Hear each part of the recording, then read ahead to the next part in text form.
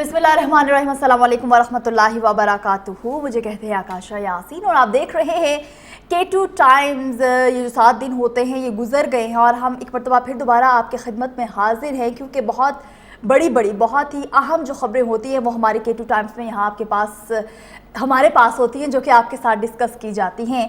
और ये K2 times का न्यूज़पेपर, इसमें जो ऐसी खबरें जो हम समझते हैं कि आपके साथ शेयर करनी चाहिए और हमारी जो आवाम है उनको भी पता होना चाहिए, इस तरह की तमाम जो खबरें हैं वो अपने व्यूवर्स के साथ शेयर करने के लिए K2 टाइम्स आपकी खिदमत में लेकर हम हाजिर होते हैं। यहाँ पर स्टूडियोज़ में मैं अकेली मौजूद नहीं होती, बल्कि स्टूडियोज़ में हमारे साथ ब्यूरो चीफ रावलपिंडी राजा इमरान जंजुआ साहब भी मौजूद होते हैं। सबसे पहले उनको वेलकम कहेंगे। Welcome sir. Thank you so much. फिर वही बात कि अपने कीमती वक्त में से टाइम निकाल के जब आप यहाँ पर आते हैं और हमारे व्यूवर्स के लिए उन तमाम तर जो खबरें होती हैं उन पे एनालिसिस करने के लिए, तो बहुत अच्छा फील होता है। और आपके एनालिसिस भाई बहुत ज़्यादा वायरल हो रहे हैं, बहुत व्यूज़ काफ़ी अच्छे आ रहे हैं। आप वायरल दूसरा वाला मत समझिएगा। बढ़ेंगे K2 टाइम्स की जो पहली खबर है उसकी जानिब और आपको बताएंगे कि तहरीक इंसाफ के मुस्ताफ़ी अरकान जो हैं असम्बली में वापस आने के लिए बेताब हो चुके हैं, जबकि इस हफ्ते भी PTI के बड़े अहम खिलाड़ी 500 गए होंगे आप, एक बहुत ही अहम खिलाड़ी उस्मान बुज़दार भी इमरान खान को छोड़कर जा चुके हैं। और दूसरी जानिब जहांगीर तरीन अपनी नई सियासी जमात के नाम जो हैं उसकी तलाश में। देखते हैं आगे जाकर क्या होने वाला। सर क्या कहेंगे इस पर? सबसे पहले तो K2 टाइम्स के जो कायरीन हैं और K2 TV के जो नाज़रीन हैं उनको बहुत शुक्रिया उनका कि वो लोग हमारे प्रोग्राम को पसंद कर रहे हैं और हमें दिन ब दिन जो है इसमें हमारी हौसला अफजाई हो रही है। और आपने अभी जो खबर का जिक्र किया, खबर की तरफ आते हैं, उस हवाले से मैं आपको ये बताऊं कि एक मेरे ख्याल से हम स्टार्ट ऐसे ले लेते हैं कि आग क्या लगी मेरे आशियाने को, जिन पे तकिया था वही पत्ते हवा देने लगे। बिल्कुल। तो इसमें सबसे पहले क्योंकि हमने जिक्र किया तो उस्मान बुज़दार साहब का हम जिक्र करते जाएं, क्योंकि वज़ीर आला खिलाड़ी, खाली खिलाड़ी नहीं थे बल्कि वसीम अकरम प्लस थे वो। तो वो इतना प्लस जब और प्लस मैंने इसके लिए मैं समझता हूँ कि जो लंका जो डूबी है, जो PTI की जो खान साहब के साथ जो कुछ हुआ और सारे मामला इतने ज़्यादा जहाँ से ये मसाइल पैदा हुए उनके इस्टेब्लिशमेंट के साथ और ये सारे, उसके पीछे मेरे ख्याल से इनका बहुत बड़ा हाथ था, क्योंकि इनको वो डिफेंड करते रहे और इनसे ये उम्मीद नहीं थी कि ये उनके साथ ये करते। और एक ही दिन में ये बिल्कुल ऐसे मतलब जाग की तरह ही बैठ गए बिल्कुल, और इन्होंने जो है फ़ौरन आगे कहा जी मैं सियासत छोड़ता हूँ। और वो उन्होंने इनके लिए तो बड़ी कुर्बानी थी, मैं समझता हूँ उनकी कुर्बानी थी कि वो अपनी पार्टी के अंदर भी मुखालफत लेकर चलते रहे। ये जो ग्रुप आज सब उनसे नाराज़ हो गया था, जहांगीर तरीन और अलीम खान वगैरह, उसका भी बेसिक रीज़न यही थे। और उस दौरान भी जो है इनकी कोशिश यही होती थी कि उस्मान बुज़दार के ऊपर किसी किस्म का कोई एलिगेशन ना लगे और वो इसको डिफेंड करते रहते थे। तो वज़ीर आला साहब ने मेरे ख्याल से थोड़ा सा अपना आप दिखा दिया। और जो PTI के कारकुनों में पिछले हम प्रोग्राम में भी हम जिक्र कर रहे थे कि उन लोग इनसे डिसार्ट हो चुके हैं। देखें, साफ आदमी जो होता है वो कभी भी मैदान से भागता नहीं, हमेशा वही भागता है जिसको कहते हैं चोर की दाढ़ी में तिनका होता है। तो इनकी दाढ़ी में तिनका तो साबित हो गया कि खान साहब इस हवाले से जो इनको डिफेंड कर रहे थे उसमें कुछ शकूक व शुबात पैदा हो गए हैं कि इसमें कोई गड़बड़ थी। दूसरी आपने बात की जहांगीर तरीन साहब पार्टी के लिए नाम, तो नाम वो तलाश कर रहे हैं। पिछले प्रोग्राम में हमने कहा था कि 2 पार्टियां बनने जा रही हैं आज से 1 हफ्ता पहले, तो वो आज साबित हो गया है कि दो बनने जा रही हैं। कैसे? क्योंकि हमारे K2 टाइम की खबर है कल की उसमें, और ये प्रेस रिलीज भी आई है कि जो वज़ीर दाखिला थे हाशिम डोगर साहब पंजाब के, वो और जो है मुराद राज साबिक वज़ीर तालीम जो थे पंजाब के, वो एक नई पार्टी के लिए अलादा ग्रुप वो भी बना रहे हैं। तो जहांगीर तरीन साहब अपनी एक गाड़ी लेकर निकले हुए हैं और वो अपनी एक गाड़ी लेकर निकले हुए हैं। तो ये 2 पार्टियां मुमकिन है कल इसको कोई एक बंदा लीड करने वाला हो। और इस सारे सिनेरियो में क्योंकि आज का सिनेरियो सारा PTI के वाले से ज़्यादा जा रहा है, तो हमारा स्टार्ट ही ऐसे होता है कि हम खबरें जो है वो डिस्कस इनकी ज़्यादा होती हैं। तो इसी से परवेज़ इलाही साहब भी आपको पता है गिरफ्तार हो गए। एक बार गिरफ्तार हुए, फिर उनकी ज़मानत हुई, फिर दूसरी बार गिरफ्तार हुए, फिर ज़मानत हुई, तो तीसरी बार फिर वो पकड़े गए। वो बड़े इस वक्त जो है खड़े हैं और ये बड़ी एक मतलब PTI के लिए बड़ी एक हैरत अंगेज सिचुएशन है। वो PTI के लोगों के लिए कि यार वो एक बंदा जो अभी नया आया और फिर पार्टी ने ज्वाइन की, वो प्रेसिडेंट पार्टी के बने और वो इस तरह खड़े हैं पार्टी के साथ। तो इसमें उनकी बीवी के बारे में कहा जा रहा है कि वो PTI की बड़ी प्रो मतलब वो है PTI की, और उनका बेटा, तो वो जब तक खड़ी हैं, जो इश्तियाक साहब की वो बहन भी हैं, तो वो जब तक खड़ी हैं तब तक तो परवेज़ इलाही साहब मेरे ख्याल से खड़े रहेंगे, वो नहीं जाएंगे। इसी तरह जानिशीन मुकर्रर किया था शाह महमूद कुरैशी को इमरान खान साहब ने PTI के हवाले से कि वो मेरे बाद अगर मुझे कुछ हो जाता है। और अगर से मुराद मैं आपको बता दूं इसमें इफ्स एंड बट्स अब रहे नहीं है। मुझे लग रहा है मुतवक्को है उनकी गिरफ्तारी भी आने वाले शायद टाइम में, और यह नज़रबंदी आप कह लें। तो खान साहब क्योंकि सियासत में अगली नज़र नहीं आ रहे, क्योंकि उनके हालात जो नज़र आ रहे हैं, कहते हैं 1 हफ्ते बाद हो जाता है, तो हम तो तजिया करते हैं, अखबार के लोग हैं, अखबार के लोग हैं। हमारा काम तो आपको पता है आवाम को, अपने कारीन को, जो K2 टाइम के कारीन हैं, उनको तो हम खबर देते हैं और नाजरीन को यहाँ बैठ के उस पर तबसरा इसलिए करते हैं। हमारी हमारी बातें लाजमी नहीं, वो हम तो अपनी राय देते हैं। exactly. और वो जो हालात देख रहे होते हैं हम तो उसके ऊपर राय देते हैं। तो जो हालात नजर आ रहे हैं, यहाँ पे हमने जो बात की वो पार्टी की बात किया कि एक और पार्टी जो है बनने जा रही है, और जो तहरीक इंसाफ के मुस्ताफिया अरकान हैं वो काफ़ी नज़र आ रहे हैं, एक्टिव नज़र आ रहे हैं इस लेवल पे कि भाई हमने ये पार्टी ज्वाइन करनी है। तो तहरीक इंसाफ के जो मुस्ताफिया अरकान हैं कहीं और जगह नहीं बनेगी, क्योंकि अवाम जो है इनको एक्सेप्ट नहीं करेगी। वो तो मैंने पहले भी आपको कह दिया था, मैंने आपको पिछले प्रोग्राम में भी कह दिया था कि इनमें से तो बहुत सारे लोग काउंसलर भी नहीं बन सकते। तो अब वो कोई ना कोई अपनी सियासी पनाह के लिए, आप कह लें सियासी पनाह उन्होंने लेनी है, कहीं ना कहीं उन्होंने जाना है।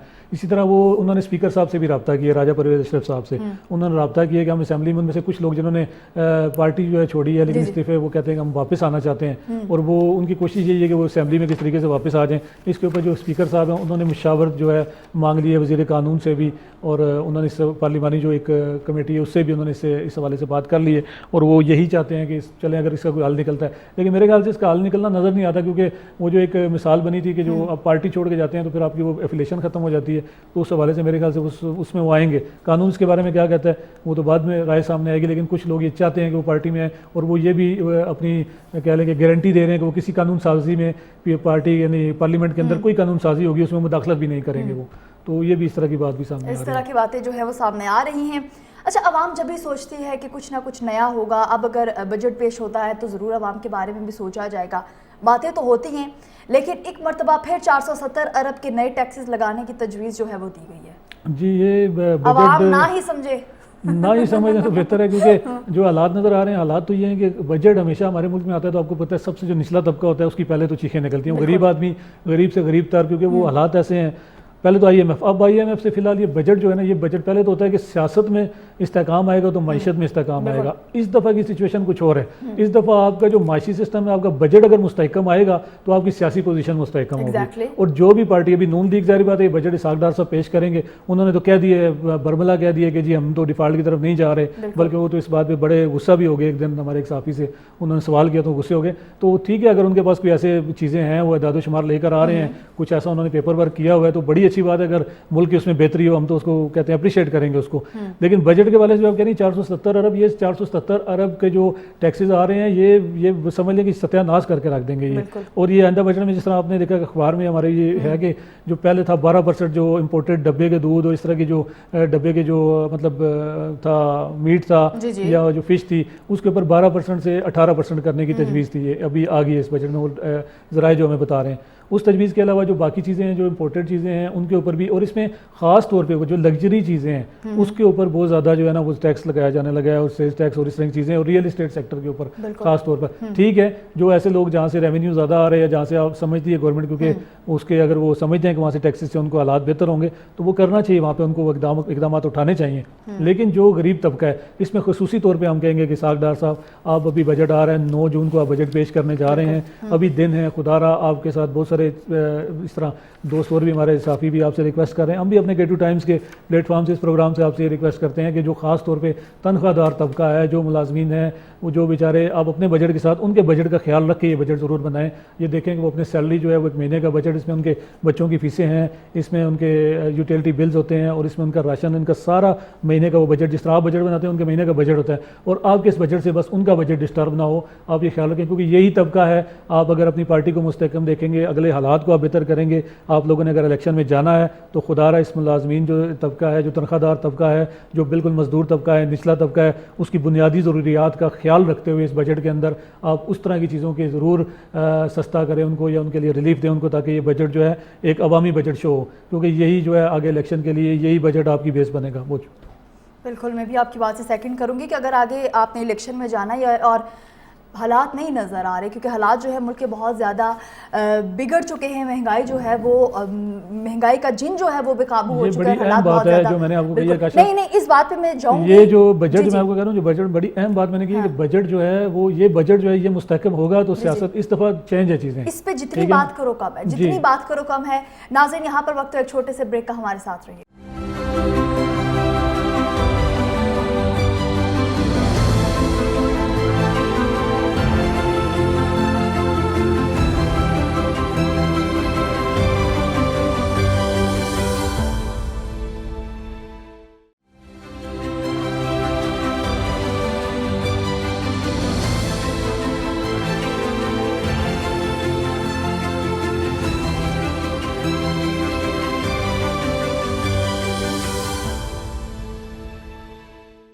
एक दफ़ा फिर आपको खुश आमदीद कहेंगे K2 टाइम्स में। और K2 टाइम्स की आज की एक और जो अहम खबर है वो भी आपके साथ शेयर करती चलूँ। कॉमसेट्स यूनिवर्सिटी इस्लामाबाद के रेक्टर डॉक्टर मोहम्मद अफजल अपने ओहदे से मुस्ताफ़ी हो चुके हैं। रेक्टर एक माह की छुट्टी पर कनाडा गए थे जिसकी मियाद आज ख़त्म हो गई, लेकिन उन्होंने इस्तीफ़ा दे दिया। इस पर हमारे साथ K2 टाइम्स के रिपोर्टर यासिर इकबाल लाइन पर मौजूद हैं। यासिर इकबाल, वेलकम कहेंगे आपको। जी, इस हवाले से बताइएगा कि ये कॉमसेट्स यूनिवर्सिटी इस्लामाबाद के रेक्टर डॉक्टर मोहम्मद अफजल अपने ओहदे से मुस्ताफ़ी हो गए, मजीद इस हवाले से क्या कहेंगे आप? जी, तफसीलात के मुताबिक रेक्टर डॉक्टर मोहम्मद अफजल साहब एक माह की छुट्टी गुजारने कनाडा में थे। उनकी छुट्टी की मियाद 30 मई को ख़त्म होनी थी। उन्होंने 29 मई को ईमेल और व्हाट्सएप के जरिए इस्तीफा दे दिया और उन्होंने अपना इस्तीफा सेक्रेटरी सदर साहब को आसान किया है। अच्छा यासर का ये बताइएगा कि रेक्टर को कब और कितनी मियाद के लिए जो है मुलाजमत पर रखा गया था इनको? रेक्टर साहब को अप्रैल 2020 में 5 साल के लिए ज्वाइन करने के लिए कहा गया था। अच्छा, 5 साल के लिए किया था, लेकिन ये इस्तीफा इन्होंने दे दिया 5 साल से पहले। ये नहीं तो अभी तो इनकी मुद्दत में अभी टाइम रहता था। जी, मुद्दत में टाइम रहता था और इन्होंने पेश की 3 महीने का जो नोटिस और होता है। ये बताइएगा हमारे ज़रा नाजरीन को ये बता दीजिएगा कि रेक्टर की तकर्री का जो इख्तियार है ये किसके पास है और रेक्टर ने इस्तीफा किसको इरसाल किया है? रेक्टर की तकर्री का जो है वो सदर पाकिस्तान का है, क्योंकि वो जो है वो चांसलर हैं तमाम यूनिवर्सिटीज़ के, तो ये यूनिवर्सिटी भी उनके अंडर आती है। उन्हीं के पास इख्तियार है और उन्होंने इस्तीफा भी उन्हीं के सेक्रेटरी को इरसाल किया है। अच्छा यासिर, कायरीन को तो इस हवाले से तो पता है कि ये हमने क्योंकि खबर में बड़ी तफसील से डिटेल लिखी हुई है, तो ज़रा नाजरीन को ये बता दीजिएगा कि कॉमसेट यूनिवर्सिटी क्योंकि पहले ये इंस्टीट्यूट था तो इसको यूनिवर्सिटी का दर्जा कब दिया गया था? कॉमसेट यूनिवर्सिटी को दर्जा 2018 में दिया गया था। ये उसी साल इसका एक्ट भी बना था। अच्छा, तो पेशगी इतला जो होती है उसके ऊपर क्या कहते हैं कि इसका एक्ट क्या कहता है इस्तीफा देने के ऊपर? यूनिवर्सिटी एक्ट 2018 के मुताबिक रेक्टर को इस्तीफा देने से पहले 3 माह का पेशगी नोटिस देना होता है। अच्छा, और इस्तीफा देने की सूरत में रेक्टर को 3 माह की तनख्वाह वापस जमा करानी होगी। अच्छा, वापस जमा करानी होती है। तो इनका इस्तीफा अभी क्या मंजूर कर लिया गया या अभी फिलहाल अभी इस्तीफा इनका घूम रहा है? अभी तक मंजूर नहीं हुआ। तो यूनिवर्सिटी में जराए जो है, जिस तरह आपने भी रिपोर्ट किया था कि अभी बाकी बहुत सारे ओहदे हैं उनके ऊपर भी तकर्री नहीं की गई, तो इस हवाले से थोड़ा बता दें जरा नाजरीन को। जी, यूनिवर्सिटी की जो फैसला साजी है वो यूनिवर्सिटी एक्ट के मुताबिक उनकी एक सेनेट होती है, वो करती है। लेकिन आप अभी तक वो भी गैर फाल है और उसके अलावा प्रो रेक्टर और रजिस्ट्रार का ओहदा भी अभी तक जो है खाली पड़ा हुआ है। एडॉक और जो दीगर जो ओहदे हैं, ये जो दीगर ओहदे हैं, इनके ऊपर तकर्री कौन करता है? उनके ऊपर तकर्री भी जो सेनेट है ना यूनिवर्सिटी का, जी, यानी उन्होंने एक बोर्ड समझ लिया, आप बोर्ड हम उसको कह सकते हैं कि बोर्ड है, वो जो बोर्ड उसका एक जो है वो फैसला करता है। अच्छा यासर, ये भी मुझे थोड़ा सा बता दें, जरा नाजरीन को इस हवाले से थोड़ा अपडेट कर दें कि जो एक इसी फैकल्टी मेंबर इन्हीं के दौर में, वो रेक्टर साहब के दौर में वो वाक़या हुआ था खैरुल बशर वाला, कि जो गैर इखलाकी सवाल जो है वो तलबा के एक एग्जाम में आ गया था और वो इन्हीं के दौर का मामला था। जी, इन्हीं के दौर का मामला था। तो उसके ऊपर भी तो कोई खास पेशरफ नहीं की इन्होंने और उसके बाद ये भी कोई कमेटी नहीं बनी। जी चलें, बहुत शुक्रिया Yasir, thank you very much हमें अपडेट करने का। अच्छा, ये बहुत शुक्रिया यासिर इकबाल। अच्छा, मैं आपको इस बारे में थोड़ा सा बता दूं, अभी तो काफ़ी सारी चीज़ें क्लियर हो गई हैं। तो ये देख लें, ये हमारा माहौल है, ये हमारा तालीमी निज़ाम है। जिस तालीमी निज़ाम के ऊपर लोगों को एक यानी कि मिसाल बनना चाहिए। वहाँ के रेक्टर ये बाहर जाते हैं कनाडा में और ज़राए हमें ये बताते हैं कि यहाँ से ये अपना सामान वगैरह भी साथ ले गए थे, यानी कि ये पहले से प्री प्लान था कि वहाँ जाके इस्तीफ़ा भेज देंगे। तो अभी हम ये रिक्वेस्ट करते हैं, एक तो वज़ीर तालीम साहब से, हुकूमत से मुतालबा करते हैं कि फिल फोर जो है, एक तो इनका इस्तीफ़ा मंजूर ना किया जाए और सदर ममलिकत साहब से भी कि इनको पहले तो वापस बुलाएं और इनसे जो भी यूनिवर्सिटी के जो मामलात हैं वो सारे पूछे जाएँ, क्लियर किए जाएँ। उसके बाद अगर ये जॉब नहीं करते उसका क्या क्राइटेरिया, कानून क्या कहता है, उसके मुताबिक इनसे चला जाए। इस तरह तो कोई भी कल जाता है और वो आवाम के पैसे से पहले वो तनख्वाहें लेता रहता है, फिर वो आवाम के पैसे पर वो जाता है और वहाँ से जाके वो अपना मुस्तकबिल दे के, फ्यूचर दे के, अपने बच्चों का वो सारा सिलसिला दे के और वो इस मुल्क को खैराबाद कर देता है। तो ये तरीका गलत नहीं है, ये बिल्कुल एक रॉन्ग वे है और इसको आप लोग नोटिस लेना चाहिए आपको, और ये हम तवक्को करेंगे, उम्मीद रखते हैं कि इसके ऊपर इंशाल्लाह अमल दरामद होगा। ज़रूर एक्शन लिया जाएगा। मुल्क भर में गैस की कीमतों में इजाफा ओगरा ने मंजूरी दे दी है और अगर हुकूमत जो है इस पर कोई एक्शन नहीं लेती, यानी फैसला नहीं करती, तो 45 दिन बाद फैसला आज खुद लागू हो जाएगा। ये तो आपके मतलब की खबर आ गई कि आप बार बार महंगाई करती हैं। तो महंगाई के हवाले से एक और खबर आज आपके सामने एक आम आदमी से बहुत प्यार है और गरीब हमारी आवाम है और यकीन माने बुरा हाल हो चुका है इस वक्त। जरूर होना चाहिए। ओगरा ने जो ये फैसला किया कि ये एक बड़ा, आप कह लें अभी इसका लागू नहीं हुआ, ये लागू मैं आपको बता दूं ये होगा 1 जुलाई 2023 को। अभी इन्होंने ये मंजूरी इसकी दे दी है। ये लेकिन ये सुई नार्जन के ऊपर इन्होंने 50% जो है वो किया है MMBTU जो होता है, और सुई सदरन के ऊपर जो 45% जो है MMBTU की है। MMBTU क्योंकि आम लोगों को, आम सारे को हम कायरीन को भी बता दें और नाजरीन को भी बता दें, ये बेसिकली मेजरमेंट होती है जो मिलियंस ब्रिटिश थर्मल यूनिट जो है, तो MMBTU जिसको ये कहते हैं। लेकिन हम अपने दादोशुमार हम तो वो उस तरह नहीं कर सकते, अच्छा रियाजीदान ही बैठ के बता सकता है कि इसके कितने पैसे बनते हैं, उनके ऊपर तो हम नहीं जा सकते। लेकिन हम क्योंकि वो आम उम्मन भी देखा है, यहाँ मेजरमेंट MMCF के हिसाब से, यानी कि मेजरमेंट जो है मिलियन क्यूबिक फीट के हिसाब से भी होती है। तो अगर हम उसको देखें तो हम तो उसमें इतने दादोशुमार नहीं निकाल सकते। लेकिन ये जो 45% 50% वाला जो मामला इन्होंने किया सुई नादरन सुई सदरन, ये बड़ा तकलीफ है। और इसमें जो मुझे जो नज़र आ रहा है खासतौर पे, या जो हमारे K2 टाइम्स के जो हम लोग बैठे हुए हैं उससे नज़र ये आता है कि बेसिकली शायद एक बजट के हवाले से पहले एक टेस्टर लगाया गया है, उम्मीद है 50% ना हो, कम हो, और इसमें ये होगा कि अगर 45 दिन हुकूमत ने इसके ऊपर कोई एक्शन ना लिया तो ये लागू हो जाएगा, ये भी होगा। उसकी ज़रूरत नहीं है कि हुकूमत जो है, और हुकूमत फिर लागू होगा तो फिर इसकी सब्सिडी जो है वो हुकूमत अगर कम करेगी तो उसको देनी पड़ेगी। तो अभी तो टाइम है, तो बजट बनने से पहले अगर इसके ऊपर नजरसानी कर लीजिए, तो अभी ये 1 जुलाई से होना है इसमें इम्प्लीमेंट, तो मेरे ख्याल से उससे पहले अगर ये हो जाए तो बड़ा अच्छा लोगों के लिए हो जाएगा। लोगों के लिए तो बहुत अच्छा हो जाएगा, लेकिन ये जो हालात बनते जा रहे हैं, ऐसा लगता है लकड़ियां ही जला लें। लकड़ियां इसमें बड़ा सारे भी, अच्छा बड़ा सारे भी डिस्टर्ब होगा इसमें, और छोटा सारा भी तो डिस्टर्ब होगा ही होगा बेचारा। और अच्छा गैस की पोजीशन ये है कि हमारे जो ये हमारा लोकल जो एरिया जहाँ, क्योंकि हम जिस सेक्टर में बैठे हैं यहाँ की भी पोजीशन ये I9 की, कि आप ये यकीन माने कि यहाँ तो गैस जो है नायाब है, घरों में आती नहीं है लोगों के। I9 से लेके आप इस तरह सादकाबाद जो हमारा ब्यूरो ऑफिस है K2 टाइम्स का, सादकाबाद की जो एरिया है, मरी रोड के जो एरिया है, शकरियाल से लेते हुए आप चलते बन्नी, आप फिरते फिराते तरनौल साइड से आते जाएं, इस्लामाबाद में तो ओवरऑल गैस नाम की चीज़ कोई नहीं है। तो सारी मेहरबानी करें, इतना हम तो ग्रीन टी पी रहे हैं, आपको चाय दी थी, आपने कहा नहीं मैं आदी हो चुका हूँ, चाय भी नहीं मैंने पीनी। RDA का गैर कानूनी हाउसिंग सोसाइटीज़ के खिलाफ ऑपरेशन जारी है। RDA का ये बड़ी इस हवाले से अहम खबर थी, हमने कहा ये आवाम से ज़रूर शेयर करनी चाहिए। कायरीन ने तो इसको पढ़ लिया होगा, तो हमने कहा नाजरीन को भी पढ़ दें और कायरीन को भी इस हवाले से थोड़ा सा अपडेट कर दें। देखें आकाशा, इसमें बात यह है कि RDA के जो डायरेक्टर हैं, DG हैं, डायरेक्टर जनरल जो हैं अनवर साहब जप्पा साहब, वो बार बार ये अखबारात के ज़रिए, प्रेस रिलीज़ के ज़रिए वो बहुत सारे साफ़ियों को बुला के वो इसकी मतलब प्रेस ब्रीफिंग भी देते रहते हैं कि गैर कानूनी सोसाइटीज़ जो बड़ा अच्छा इन्होंने इकदाम किया हुआ है। ये सोसाइटीज़ को पिन पॉइंट करते हैं, उनको आप पिन आउट करते हैं कि ये जो है यहाँ पे आप पैसे ना लगाएं, इनके NOC नहीं है। अच्छा, इस हवाले से ये कैपिटल वैली जो है इनका, हमें तो नहीं पता इनका क्या हिसाब था, लेकिन हमने जब इनको अपने तौर पे चेक किया, क्योंकि इससे पहले भी बहुत सारी खबरें आ रही थी, तो ये सोसाइटी भी इनका NOC नहीं था और ये अच्छे खासे प्लाट्स बेच चुके हैं। तो जब मैंने ज़ाती तौर पे इनके जो मार्केटिंग वाले थे उनसे रब्ता किया, तो वो तो अभी भी बेच रहे हैं प्लाट। अनवर साहब जप्पा साहब, ये आप याद रखें, प्लाट अभी भी ये बिक रहे हैं। तो इसका कोई ऐसा मैकेनिज्म ज़रूर बनना चाहिए, उस मैकेनिज्म के तहत कि आप लोग तो कह रहे हैं कि ये नहीं होना चाहिए, आप तो आवाम को अवेयरनेस भी दे रहे हैं, और अवेयरनेस कैंपेन थोड़ी सी इसकी आपको तेज़ करने की ज़रूरत है। लेकिन बात ये जो मार्केटिंग कंपनियां हैं उनका क्या होगा, जो इनकी मार्केटिंग करती हैं और लोगों को वो प्लाट बेच देती हैं, या वो प्लाट लोगों को वो कन्वेंस करें कि आप ले लें, कुछ नहीं होगा। मेरे पास वो एविडेंस, वो सबूत मौजूद हैं, अगर आपको चाहिए तो हम लोग आपसे शेयर कर सकते हैं K2 टाइम्स के प्लेटफॉर्म से। और दूसरा ये मैं आपको बता दूं कि इसमें इस सोसाइटी की हम बात नहीं करते, बहुत सारी सोसाइटीज़ हैं जिसके अंदर, और उन लोगों को भी हम कहते हैं कि खुदारा आप लोग एक जो छोटा मतलब एक बंदा है जिसके पास 5 या 6 7 लाख का सरमाया होता है, वो अपने पैसे लेकर, वो गलत नहीं है वो लोग, उसकी कोशिश होती है कि मुझे प्लाट मिल जाएगा, लेकिन वो ये नहीं सोचता कि वो जाके 5 6 7 लाख रुपए दे के सिर्फ एक कागज़ लेगा और घर आके अपने बच्चों में खुशी सेलिब्रेट करेगा। तो खुदा के बंदे, वो खुशी सेलिब्रेट नहीं कर रहे। आप अपना 5 6 7 लाख रुपया एक माफिया के हाथ में देकर आ गए हैं, उनकी झोली में फेंक कर आ गए हैं, और वो कल खुदा न खास्ता आपके साथ कोई मिसहैप हो जाए तो वो आपके बच्चे वो नहीं ले सकते, क्योंकि जब पीछे डॉक्यूमेंटेशन ही पूरी नहीं है, जब वो प्लाट आपको दे नहीं सकते, तो ये तो जो किस्तों का ये सब एक मुनाफली खेली जाती है और इसके ऊपर आप लोग फंस जाते हैं।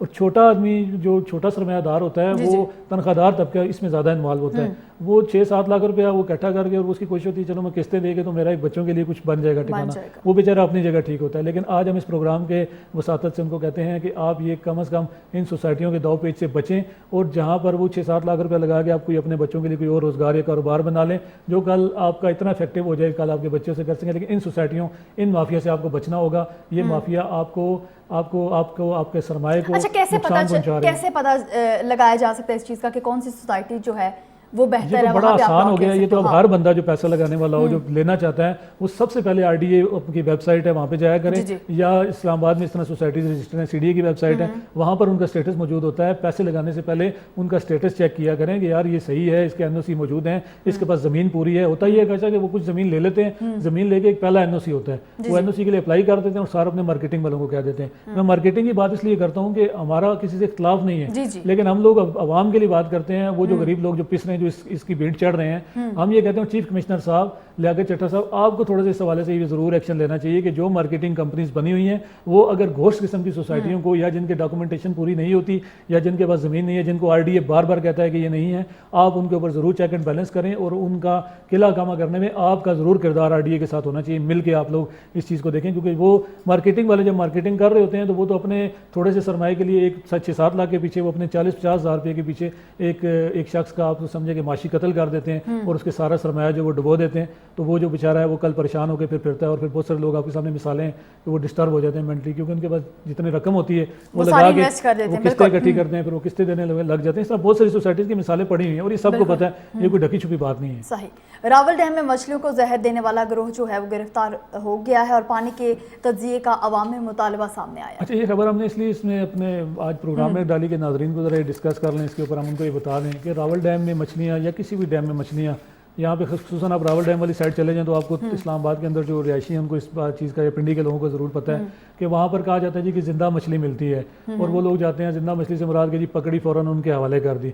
इसमें 2 लड़के, एक इरफान और इमदाद, जो है वो ठेकेदार के जो लोग थे वहाँ पर, उन्होंने उनको पकड़ा। अमूमन तो ये एक तरीकाकार होता था पहले कि कोई चीज़ ब्लास्ट करते थे, उससे मछलियाँ पानी में ऊपर आ जाती थी, या ठेकेदार को एक मैकेनिज्म, एक तरीक़ेकार के तहत, जिस तरह CDA ने उसको इजाज़त दी है, वो अपने तरीके से मछलियाँ पकड़ते हैं और वो उसके साथ कॉन्ट्रैक्ट होता है। ये गैर कानूनी तौर पर जो लोग जो बीच में इन्वॉल्व होते हैं, ये इन्होंने अब एक नया तरीका, और ये बड़ा खतरनाक तरीका इन्होंने इख्तियार किया है। इन्होंने एक ऐसा जहर जो है वो केमिकल जो है मछलियों के लिए डाला, जिससे दूसरे अशरात जो थे वो भी मर के पानी की सतह के ऊपर आ गए, जिससे लोगों को एक तशवीश हुई कि यार ये क्या हो रहा है। मुकामी लोगों ने फ़ौरन रिपोर्ट किया, फिर वहाँ पे इंतजामिया ने और पुलिस ने, CDA ने इसके ऊपर एक्शन ज़रूर किया, लोग पकड़े भी, गिरफ्तार हो गए दोनों। लेकिन ये इसमें हुआ ये कि जो लोग, मतलब मिसाल के तौर पे इसमें ये जहर भी है। ये लोग ये याद रखें जो ताज़ा मछली खाने के शौकीन है कि आप मछलियाँ तो खाने जाते हैं, लेकिन अगर ऐसे लोग, ये ऐसे जो लोग केमिकल के जरिए मछली आपको पकड़ के दे रहे हैं, आप उस मछली के साथ वो जहर भी आप अंदर खा रहे हैं, अपने पेट में लेकर जा रहे हैं, और आज नहीं तो कल ये आपके लिए तकलीफ का बायस होगा। तो इस हवाले से बहुत ही आम खबर आपने शेयर की। अच्छा, रावलपिंडी और इस्लामाबाद पुलिस के आला हुकाम के जवानों और अपने शहदा के लिए ऐसे इक़दाम क्या हैं? ऐसे इक़दाम ये हैं कि रावलपिंडी ने जो है CPO खालिद हमदानी साहब, उनको हम अप्रिशिएट करते हैं कि उन्होंने बहुत अच्छा इस दफ़ा जो है, जो उनके शोधा थे, एक शहीद की बेटी को जो है उन्होंने नौकरी दी, एक शहीद के बेटे को उन्होंने नौकरी दी उनकी जगह पर। तो उस बच्ची के लिए बड़ी खुशी हुई, हमें महसूस हुई। खबर जब हमारे अखबार में छपी K2 टाइम्स के अंदर, तो हमें ये खुशी ज़रूर महसूस हुई कि यार एक कांस्टेबल जो दौरान ड्यूटी जो शहादत चला गया, जो शहादत पा गया, उसके बच्चों को नौकरियाँ दे देंगी, और उस बच्ची को खास तौर पर, जिसका मेरे ख्याल से कोई सहारा नहीं था, और जब उसको लेटर दिया गया तो उसकी माँ ज़ारो कतार रो रही थी। तो अप्रिशिएट करते हैं इस्लामाबाद, रावलपिंडी पुलिस के इन अफसरान को जिन्होंने ये ऐसा इक़दाम उठाया। इस्लामाबाद पुलिस के हवाले से इसमें जो दूसरी खबर है वो ये है कि इस्लामाबाद पुलिस ने एक तो पहले हॉस्पिटल का ऐलान किया था अपने पुलिस के नौजवानों के लिए और उनके शोधा की फैमिलीज़ के लिए, अब उन्होंने एक यूनिवर्सिटी का ऐलान कर दिया। तो तालीमी तौर पर इसमें वज़ीर दाखिला साहब ने, राना सनाउल्लाह साहब ने, और राना जो वज़ीर तालीम है राना तनवीर साहब, उन्होंने बड़ा इस चीज़ को वो करके एक मंजूरी तो दे दी है। अब ये कि मंजूरी के बाद हम उम्मीद भी करेंगे कि ये इसी तरह ये दोनों प्रोजेक्ट्स मुकम्मल हो जाएंगे, और जो IG हैं नासिर अकबर खान दुरानी साहब, और जो SSP ऑपरेशन हैं, DG ऑपरेशन जो है शहजाद नज़दीम बुखारी साहब, वो पहले रावलपिंडी में भी रह कर गए, अच्छा काम करते हैं। और उन्होंने भी ये उनके मतलब कोशिशों से ये सारा कुछ हुआ। तो ये बड़ा अच्छा है, यानी कि उनके लिए हम कहते हैं कि इस्लामाबाद पुलिस ने अपने नौजवानों के लिए ये पहली बार शायद ऐसा देखने में आ रहा है कि उनके लिए, उनके बच्चों के लिए, उनकी फैमिलीज़ के लिए, जो हमारे लिए दिन रात बेचारे ड्यूटीज़ करते हैं, जो आवाम को एक तहफ़्फ़ुज़ देने की कोशिश करते हैं, उनके बच्चे जो उनके शोधा थे, उनकी फैमिलीज़ के लिए ये बड़ा अच्छा और एक काम था, उसको अप्रिशिएट करते हैं। अच्छा सर, खबरें तो जो इम्पोर्टेंट खबरें थी हमारे पास K2 टाइम्स की वो तो ख़त्म हो गई हैं, लेकिन आखिरी चंद लम्हात जो हैं वो साथ हैं। तो मैं आपसे पूछना चाहूँगी कि ओवरऑल जो इस वक्त मुल्की हालात हैं, क्या समझ रहे हैं आप?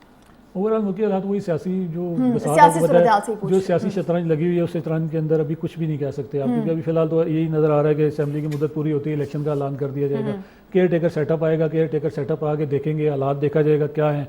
इसमें कुछ यानी कि अजीब सी राय सामने आ रही है। जो हमारा मुशाहिदा है वो भी हमें ये बता रहा है कि इलेक्शन होते फिलहाल दिखाई नहीं देते, क्योंकि मैंने आपको पहले कहा कि जो बजट आ रहा है, ये बजट ही इलेक्शन को आप समझे कि अनाउंस करने का बायस बनेगा। अगर ये बजट अवामी बजट हुआ, इसमें अवाम के लिए, तो अगर IMF से, इसमें IMF भी बड़ी अहम आपको बता दूं एक सिलसिला, क्योंकि IMF से अभी तक हमारा मुआहदा नहीं हो सका। तो हुकूमत की कोशिश ये भी है कि बजट इस हवाले से है कि ताकि IMF भी हमारे जो साथ राज़ी हो जाए इस मामले में और वो हमारे साथ चलने के लिए तैयार हो जाए। तो मेरे ख्याल से बजट जिस तरीके से बनाया जा रहा है, जिस तरह थिंक टैंक बैठे हुए हैं और जिस तरह रोज़ उसके ऊपर काम हो रहा है, मुख्तलिफ नुमाइंदों से, ट्रेड यूनियन से, ताजरों से और मुख्तलिफ तब जो बिज़नेस के तबकात हैं, चैम्बर्स के साथ मीटिंग्स हो रही हैं, उनसे भी राय ली जा रही है। तो उम्मीद है जिस तरीके से बजट पे इस दफ़ा काम हो रहा है, अगर ये बजट अपने हिसाब से बेहतर होगा तो मेरे ख्याल से आने वाले इलेक्शन की यहाँ से सूरत हाल क्लियर होगी कि सूरत हाल अगले ज़ाहिर बात अगला प्रोग्राम में इंशाअल्लाह ताला बशर्ते ज़िंदगी बशर्ते अगर खैर हुई तो ये बजट आ चुका होगा तो बहुत सारी सूरत हाल जो सियासी शतरंज वो वाज़ेह हो जाएगी कि क्या होने वाला है और क्या होने जा रहा है। बहुत शुक्रिया राजा इमरान जंजुआ साहब आपका।